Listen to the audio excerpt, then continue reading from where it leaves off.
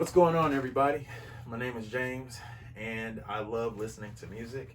And today I'm here to talk about and review one of my favorite albums of all time, Gorillaz' Demon Days. Gorillaz' Demon Days I received on my 9th or 10th birthday, I believe. And it was something unexpected. I had been watching MTV as a kid, just here and there. And then one day I stumble upon the music video for Feel Good Inc. And I see it, but I forget about it in the same year. I see it and forget about it. Then this album shows up. And I'm a kid just banging this thing over and over and over and over again and hearing Feel Good Inc., all these different things. And I would go later on to chase those sounds and those different instruments that I heard and those different guitar strums or the way the music would make me feel. This album helped define so much for me, and I'm just going to do sort of a track by track and sort of get you guys introduced into exactly how and tell you how. For starters, the intro. just everything going on. It just feels like something's just terrible's just bubbling up. You don't really know. You hear these horns and sort of this do do do do do do, like you hear such a strange assembling of instruments, and you feel like something's gonna pop off, and then you just hear these lyrics in the background. Who put chemicals in the food chain? Who put chemicals in the food chain? Over and over and over again, and you like, yo, what the hell does this even mean? What's going on? You know, what's happening? What's happening? What is this song? What is this album even about? What's going on? What's the theme? And then the intro just as soon as it comes, it sticks around, it gets loud, and then it leaves.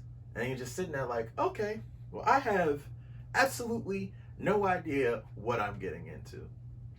Next up, the next track, Last Living Souls, where it's just like, are we the last living souls? And it's kind of laid back, kind of cool, but that's a very in an album called Demon Days, and in the second song that shows up, it's called Last Living Souls. It's just like, hey, yo, what the hell, what is going on here? But it was very mellow, and it caught me off guard. I was like, oh man, this is gonna be doom and dire. This is gonna be a pretty crazy album, pretty sad album. But no, that's not what it was. It was just started to be kind of laid back and very cool.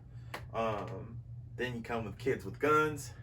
That song was really wild because you're like, okay, well, this one is kind of cool. Kids with Guns. That sounds very destructive. And I'm a kid, and I'm like, okay, this is a little weird for me.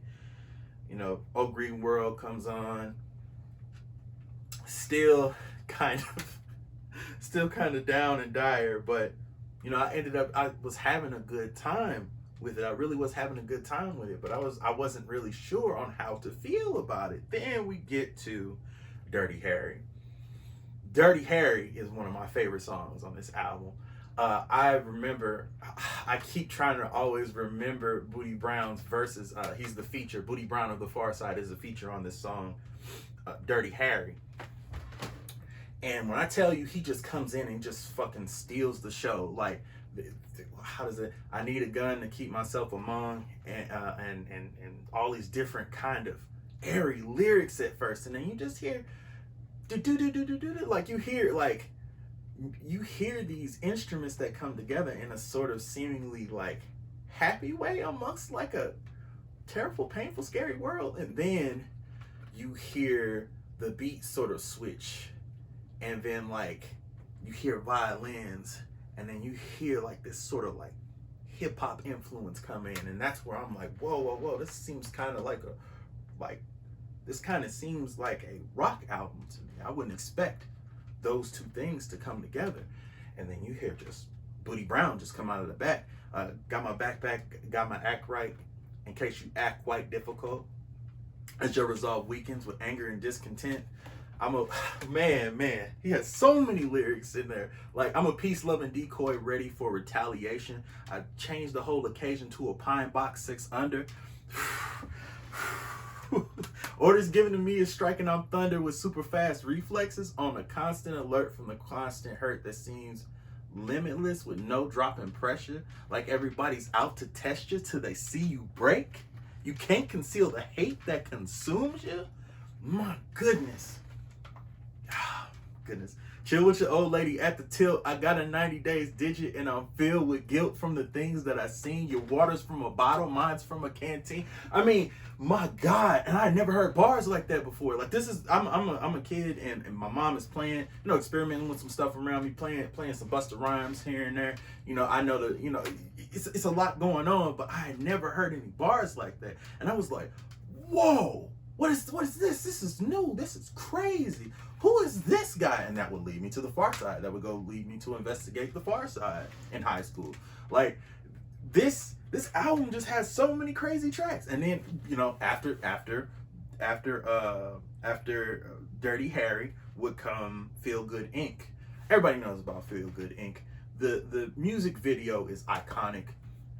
It's one of those things that got me interested in animation and how people were experimenting with animation in different ways. It was just something totally different. You know, you see this really kind of this I don't know if it's like a hedonistic necessarily I'm trying to think of the words. It's like it's taking place in a building and it's like kind of a hedonistic like concert going on almost, but 2D kind of wants to escape all of this, like, and then De La Soul comes in on Feel Good Inc. and I had no idea who these guys were. I was like, oh, okay, they here, but I've never heard of them before. And eventually I would find them, but I wouldn't find them until much later on. And I still need to investigate those guys and still need to go. But De La Soul ended up being in here, and that influenced me a little bit, but I wasn't paying attention. Windmill, how does it go? Windmill for the land. Like it man, that song just, every time the lyrics come, you know, you hear them in a sense of nostalgia, just sort of takes you back and sweeps you back, even though it's kind of downtrodden, kind of sad song. Then after Feel Good Inc. is over, there's El Mañana. Oh my God, such a sad song and such a sad music video, because you get to see what happens to Noodle. That's another thing I'm going to talk about, the narratives that these push. And then in El Mañana, you know, I saw that day, I lost my mind.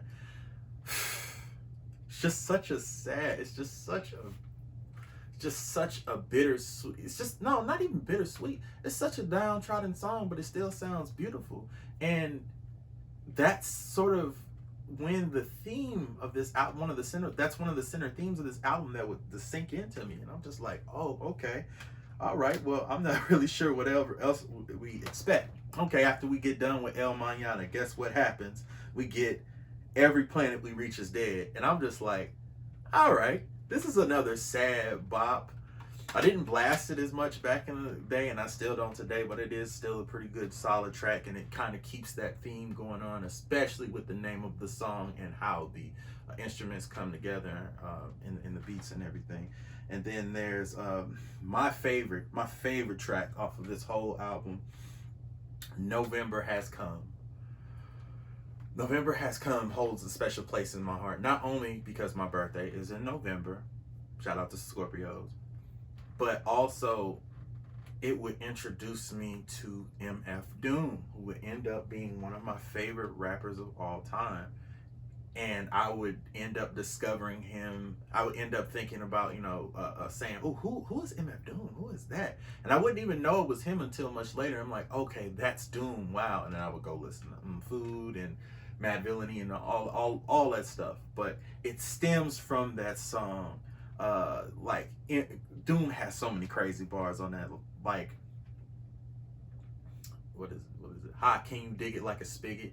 My guess is yes, you can. Like, can I kick it wicked? Lick a shot. If you happy and you know it as you kick it, has you happy and you know it as you, man, something to the thick snot of a poet flowing. Like, he freaking kills it. Zip a rapper bug zapper, and it don't matter after he's a thug or a dapper. Plug your trapper or his maximum exposure. The beast's got family members asking him for closure. MF Doom is amazing on this, and it just goes to show you what type of an amazing rapper he would be. And this is all on sort of a like downtrodden sort of beat, but it's not depressing. It's like there's this like little. It's a sad track. It's not really a sad track, but it has like sad vibes to it.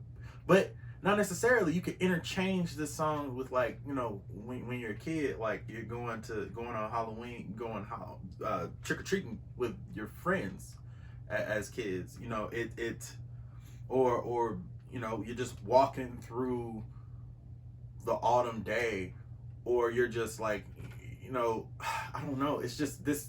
You can play that song anywhere, and it'll make you it made me excited about the fall to come.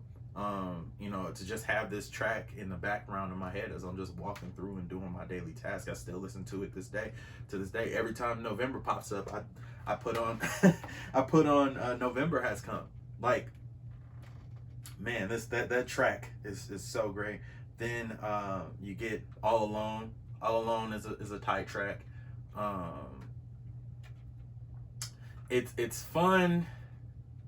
It's fun, but after November Has Come, like I remember I was kind of ready to get off. Like I would just stop at November Has Come and repeat November Has Come over and over. But All Alone was all right.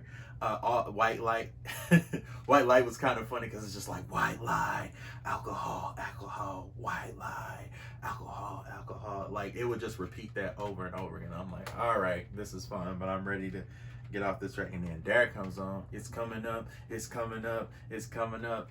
It's dead. Like that whole another music video had a music video that influenced me. I was like, oh man, this is crazy. This is nuts. I really like these guys. There's another really good track, kind of a party record that you throw on with your people. It's a great one as well. Fire now after there is fire coming out of a monkey's head. This song to this day still disturbs me, but it just speaks to the storytelling of the Gorillaz franchise, like how they're able to like weave dark tales into their sort of Gorillaz mythos through just a song. And it's very, it's very dark song. It's essentially like this group of people's who lives like near a volcano, an active volcano, watches these people come through and just pretty much loot the resources of the mountain until it becomes an active volcano again and it explodes. Like it's such a crazy song. And then you get like, you know, Don't Get Lost in Heaven, and then you have Demon Days after it to sort of close everything out. But like those two songs do not stick out as much as like Fire Coming Out of a Monkey's Head. Like Fire Coming Out of a Monkey's Head is just there, and it's like a just big old fist, and it just like it just comes in and knocks you out. And then you like, you know, sort of mellow in the last two tracks, like with Don't Get Lost in Heaven and Demon Days.